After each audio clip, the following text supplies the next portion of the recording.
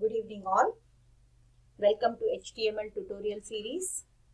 In the previous tutorial we have seen how to create selection boxes, right? So we needed a pad tag and we created two types of selection boxes, a drop down box and a list box. Today's tutorial we'll see how to create multi-line text boxes. Okay, so before we proceed further, we all know this is a text box and a text box control is used to accept text from the user. Text, when I say, all the alphabets, all the numbers and all special characters can be entered into this text box, right? But user is allowed to enter text only in a single line. User can enter 255 characters in a text box but only in a single line. So we are not allowed to use the enter key. Now, in today's tutorial, we learn how to create a control which will allow the user to press the enter key and enter text in multiple lines. And such a control in HTML is called as a text area control. Okay. But when will we create such a control? Okay, for example, if we want to get the address of an applicant, or say we want a user to write some comments, or if we want to get some feedbacks, remarks, some queries from the user, we will create a text area or a multi-line entry text box, right? So in HTML, a multi-line entry text box is created using a pad tag text area with its closing text area, right? So let's get started. Suppose I want the user to enter his address. Okay, I want to get the address from the user. Okay, then I'll use a p tag and write here, enter your address, and I'll close the p tag. Save and I'll reload the page. You can see the text enter your address is displayed. Now where will the user enter address? In a multi-line entry text box, and that text box is called as text area, and it is created using a pad tag. The name of the tag is text area. As it is pad, I should close the tag. Simple. I've created a text area and close the text area. I'll save the changes and reload the page. Observe, the browser has displayed a multi-line entry text box where the user can enter text in more than one line. Observe, I'm pressing the enter key and entering the text, and you'll observe scroll bars are added over here. They were already here, but they were not enabled. The moment you enter text in two rows and enter, they got enabled, right?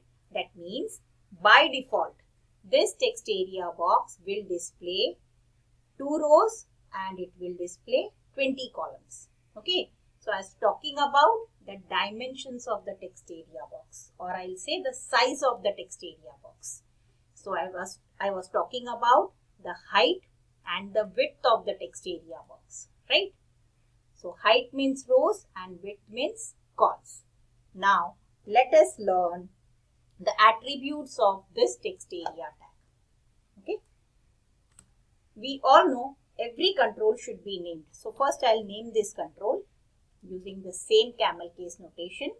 I'll call it as text area. What is it used for? Address. So I'm writing in short ADDR. Okay. Control S. Save. Okay. Before I refresh, I'll add the next attribute. I want to change the dimensions of this text area control. So first, to change the height of the control, I'll use an attribute called as rows.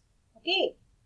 So, attribute called as ROWS, rows. Equal to, you put any value, say I'm writing here 8, and I'll say Control S and reload the page. You will observe a text area control with 8 rows is created. 2, 3, 4, 5, 6, 7, 8. Okay. And one more enter and the vertical scroll bars become active. Okay. Similarly, to change the width of the control, I'll use another attribute called as calls, which is equal to, I'm writing 30 here and I'll save again.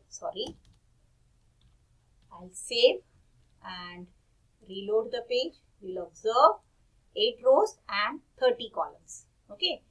8 rows means height and 30 columns is the width. Okay. I hope you are understanding. Now what? The user can enter text, total 30 characters like this. Okay, after 30 characters, it will go down. Right. Now what I'll do, we'll move further to the next attribute. And the next attribute is called as wrap. We all know the meaning of the word wrap. See here, format menu also has word wrap and it is active now. Okay. This wrap has 3 values. Okay. And the meaning of the wrap is similar to this format menu word wrap. The meaning of our wrap is similar to the format menu word wrap. Okay. So if I write wrap is equal to off and I save, what will happen? Can you all imagine? I'll reload the page. Now observe the text what I am writing here.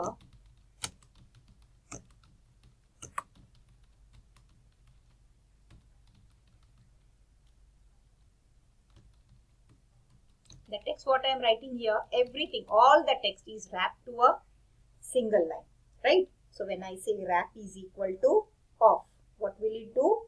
It will display the entire text in a single line and horizontal scroll bars are added. You can observe horizontal scroll bars are added. Okay, if I put enter, again type something, till I press enter, all the text will be displayed in the same line. Okay, my wrap attribute takes in the next value as virtual. So I'll say virtual, Control S, and again I'll reload the page. Now I'll write here some text.